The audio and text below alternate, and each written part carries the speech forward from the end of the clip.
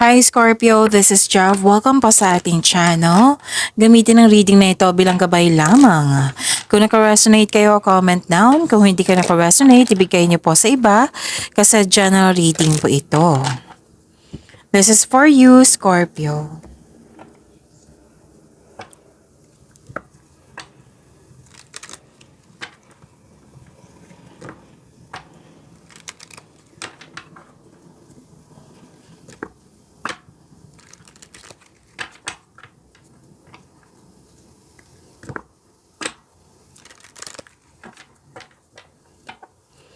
Para po ito sa iyo, Scorpio.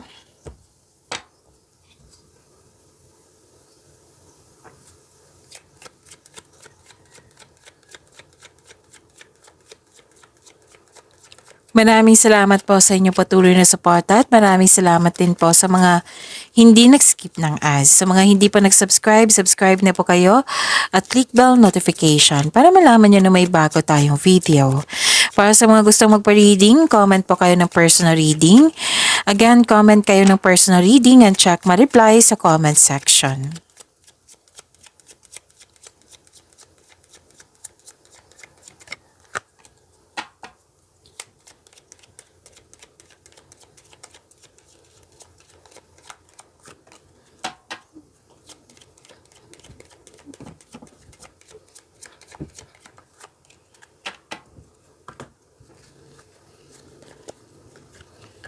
Scorpio, may malaking influence ang isang lalaki sa araw na ito. At nakita ko dito worried ka or nalungkot. Ang ilan sa inyo ha, hindi ko sinabi lahat. Ang ilan lang sa inyo kasi may nakita ko sa isang energy dito na nagkaroon ng loss of connection or loss of things or loss of opportunity.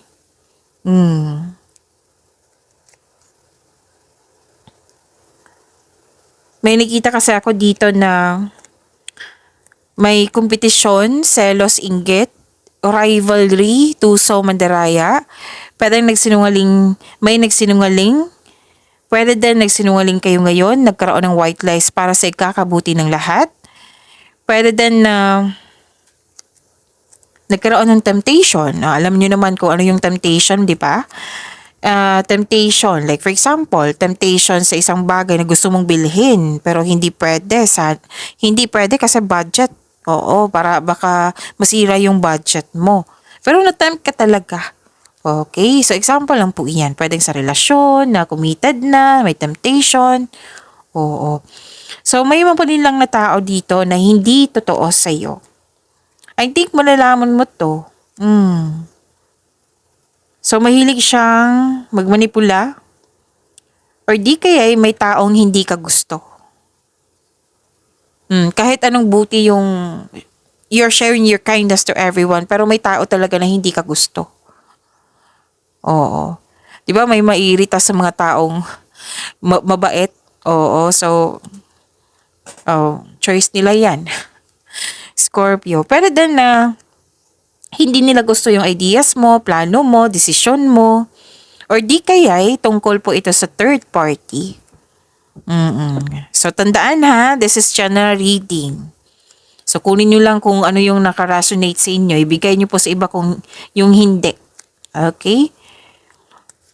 Okay. So mas lumawak yung ambisyon mo sa buhay. Mas lumawak yung ambisyon mo sa buhay. Nagkaroon ng yung sipag mo ngayon para sa isang tao kasi mahal mo or yung sipag mo ngayon is para sa ambisyon mo para masunod. Oo. Yes, may mga distraction dito pero nakikita ko naman dito na magiging matatag ka, na magiging matapang ka.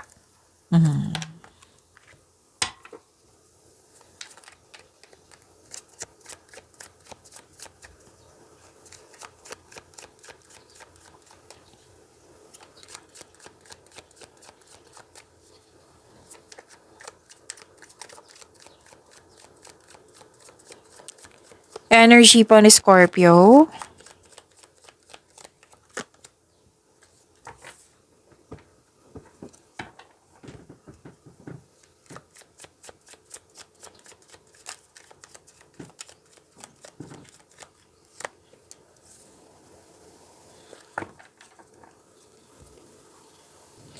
Kung may narinig kayo or may napansin kayo na repeating message, yan po yung pinupush ng course nyo po. Like for example, nanood kayo sa isang video natin, Scorpio, at ngayon dito sa video reading nyo, at may napansin kayo na repeating message, yan po yung pinupush ng course nyo na kailangan yung bigyan ng atensyon, na kung maaari po, bigyan nyo po ng solusyon at aksyon. So, ano yung energy ni Scorpio?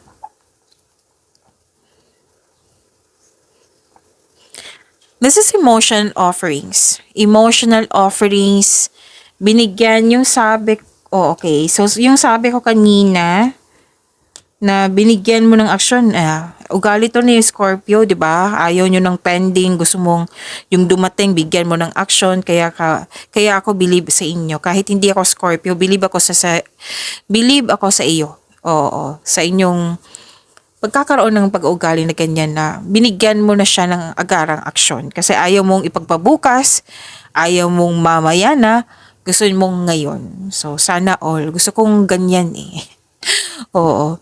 So, this is emotional offerings. Binigyan mo ng aksyon yung matagal mo ng plano. Pwede din nang dumating na isang bagay or sitwasyon or offer sa iyo or opportunity na binigyan mo ng agarang aksyon. Or pwede din reaction. So, may parating na offer po. Pwedeng tungkol to sa career and money nyo na kasi may nakita ko dito, opportunity. Pwedeng job opportunity or any kind of opportunity dyan. Pwedeng proyekto ito na nagbibigay ito na excitement. Oo. So, this is exciting na ganap na binigyan mo din ng agarang aksyon. May nakita na akong support dito. Pwedeng offer to na support. Pwede din pagtaas ng posisyon or pagtaas ng sweldo, pag-level up. May nangyaring pag-level up. Oo, may nangyaring pag-level up. Tapos may nagsabi din sa akin ngayon na pagbabago. Like level 1. Tapos mag-level 2 ka na. So, hindi siya same sa mga gawain sa level 1, mas maraming pagbabago sa level 2, 'di ba? Kasi pag-angat 'yan. Example po iyan. Makakatanggap kayo ng good news. So claim niyo po itong good news na ito. At may okay, pwedeng pagtaas ng kita to, sweldo, allowance. So, kailangan mong i-enjoy mo yung mga ginagawa mo. Which is, ni-enjoy ka nga naman kasi excited ka dito. Lalo na bibigyan mo ng aksyon yung itong dumating na ito. Pwede din sa isang tao to na dumating sa iyo na sabi ng card, hindi naman ibig sabihin na masama siya. Kundi, kilalanin mo muna. So, magkaiba yun na baka masama itong sinasabi ni masamang tao yun. So, hindi. Ang sinabi lang ng card dito na kailangan mong yung put limitation muna. Yung wag magbigay, yung lahat, ibigay mo lahat yung tiwala mo.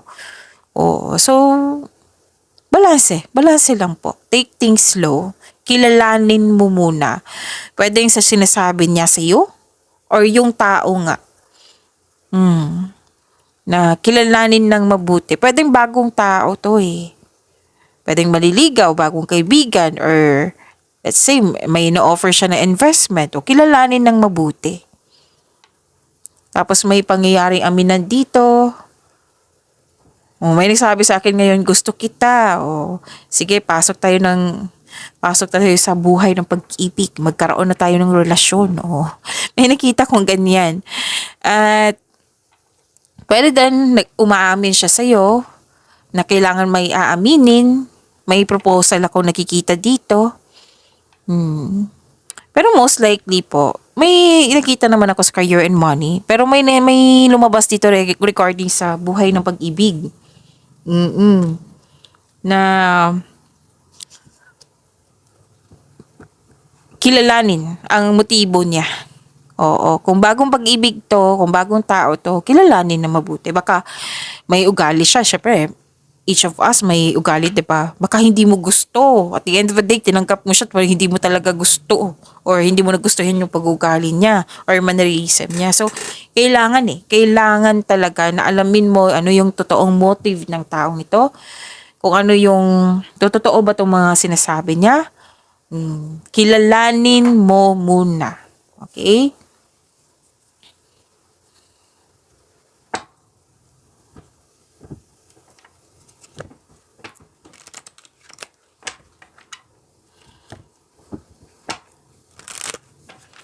Okay, balance and stability, pagkakaisa. Mm. May kasiyahan buhat sa paglilibang. So, this card reminds you na magkaroon ng balance sa schedule. Oo. Schedule for yourself. Panahon para sa sarili, panahon sa pamilya. Kasi may nakita ko dito let's say, example po, buhos ang oras mo sa trabaho, na nagreklamo na yung mga kasamahan mo dyan, pamilya mo, partner mo. Ano ba to si Scorpio? Puro na lang trabaho. Wala nang panahon sa akin, wala nang panahon sa sarili, wala nang panahon sa pamilya. Puro na lang trabaho. Oo, baka makatanggap kayo niyan or kayo ang nagsabi niyan sa kapwa mo. Ang ilan din sa inyo dito nagdadalawang isip kung ng desisyon if you are going to travel, enough bang money mo? Oo. Like, may nagsabi din sa akin ngayon na kung mag-grocery ako, i-check ko muna kung sapat ba tong budget na ito. May nagsabi sa akin ngayon yan. And, ang ilan kasi dito, buhos sa trabaho, buhos sa pag-aaral. So, huwag niyong hintayin na may magreklamo kung sa kayo po ito, ha. Huwag niyong hintayin. So, kailangan ng tamang pag-manage siya. Time management po, syempre. At pwede din na pagbalanse ito sa kaperahan. Kasi may nakita ko dito nagbabalanse sa pera. Okay, so pasensya na po. Okay, kasagit lang po, ayusin ko lang.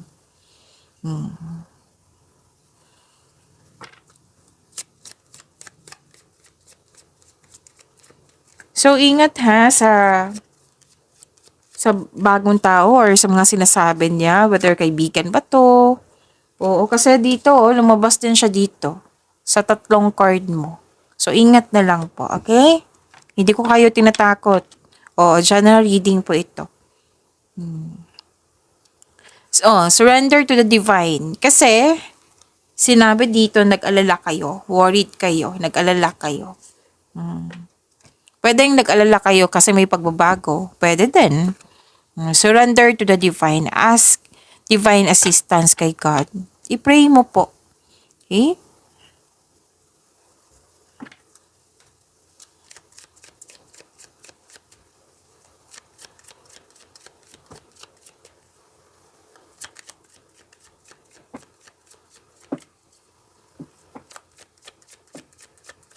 Career and money po ni Scorpio.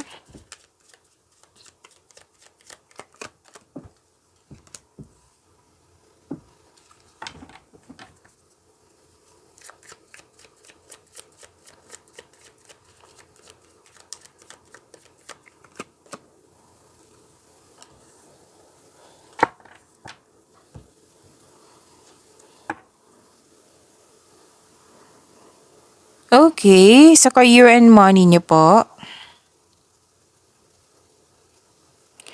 Nakikita ko dito, nakatanggap kayo ng blessings at nagkaroon ng generosity. Nagkaroon ng generosity. Maraming nakadepend sa iyo, Scorpio. Pwedeng lumabas to kahapon sa inyo, but different card. Oo. Na maraming umaasa sa iyo. It might be breadwinner kayo or yung nakikita ko kasi dito ang ilan sa inyo parang trabaho ng iba, tinabaho mo din. Kasi ayaw mo mahirapan yun. Yung tao. Pwede. Basta maraming nakadepend sa inyo dito. Pwede din na maraming umaasa sa inyong galing at talino, sa inyong husay. And please know that you have abundant in life. Yes, claim nyo po ha. Kitang-kita ko yung pagiging praktikal mo dito, mahusay sa buhay, maparaan, mapasuporta, maalaga din, maalaga sa career and money. And ang advice ng card dito, suporta sa inyong boss, mentor, or life coach will help move your career forward. So take note niyan.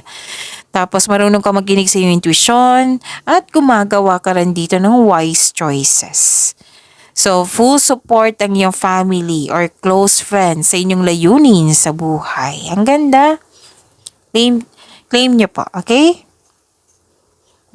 Ito yung nag-clarify dito, oh, 'di ba? May sabi ako sa inyo kanina dito na may nakita kong lungkot, may worries, oo.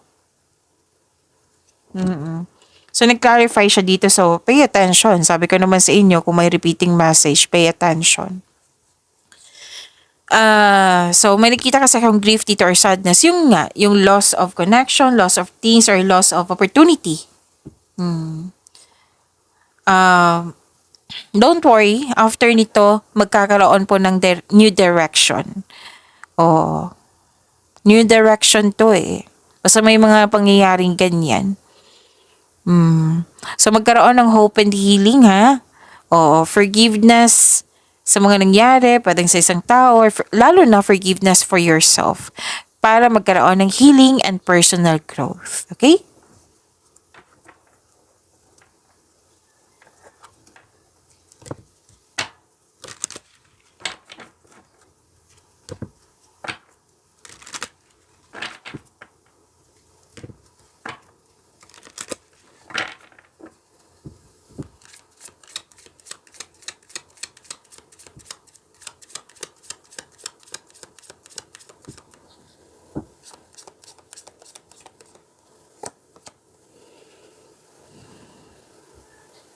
Okay.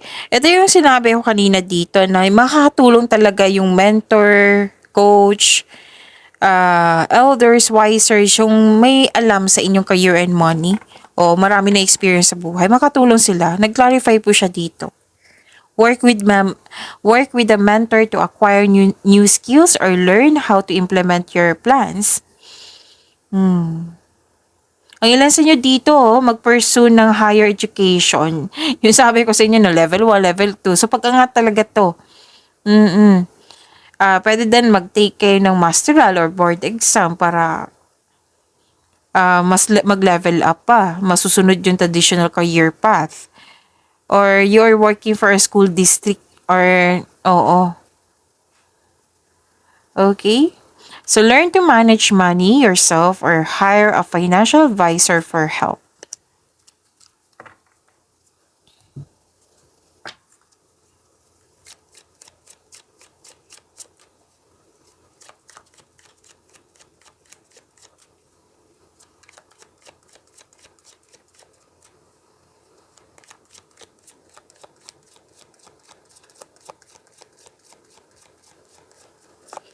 Love life, self-love, partnership, and romance, Scorpio.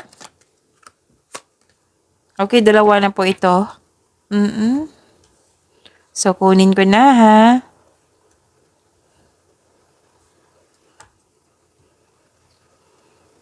Nag-move on si Scorpio. Sa love life na po ito, Scorpio, self-love, partnership, and romance. Nag-move on kayo. Yes. You're walking away or nag-move on kayo. Pwedeng, pwedeng umiiwas. Pwedeng nagkaroon ng space. Pwedeng literal na umalis. You're walking away from this kind of connection na hindi na siya nakakabuti sa iyo. So, posibleng nagkaroon ng unhealthy connection sa isang tao kaya nagdesisyon ka. Oo. Okay? So, ano pa? Na dalawang card kasi nagsabi dito na desisyon ka. Na may pagpasya. Naging honest kasi yung sarili. Sabi mo, like for example, teka, nakakasama na to sa akin. Parati na lang niyang ginagawa yung para masaktan ako. So, ano yung dapat gawin ko? Iiwas na lang ako. Hindi ko tatanggapin yung negative energy niya. Or di kaya, alis na lang ako or umiwas na lang. Yung may pagtanggap dito, may desisyon, may pagtanggap sa mga nangyari. Actually, ang lakas ng energy ng single parent dito, lumabas po. Mm. Mhm. So may parating sa inyo na partner na very trustworthy. Katulad nyo, it might be this is a water signs, Cancer, Pisces, Scorpio, yung kapwa water signs po. Oo, kasi water signs kayo, Scorpio. Pwede din air signs, Aries, Leo, Sagittarius, na may connection kayo ngayon or pwedeng, oo, may connection kayo ngayon or ito yung parating sa iyo na partner mo. Basta ang lakas ng energy nila, it might be malakas ang kanyang influence sa araw na ito. Pwedeng kausap mo siya, oo.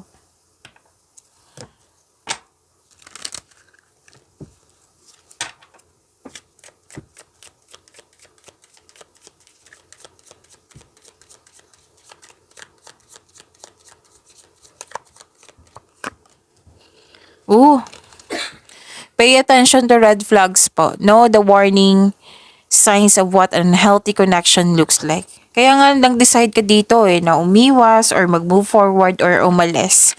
Nag-decide ka talaga, buo ang desisyon mo, nag-decide ka. Pag-imanin niyo po yung blessings sa binigay sa inyo, Scorpio. See you tomorrow. Maraming salamat po.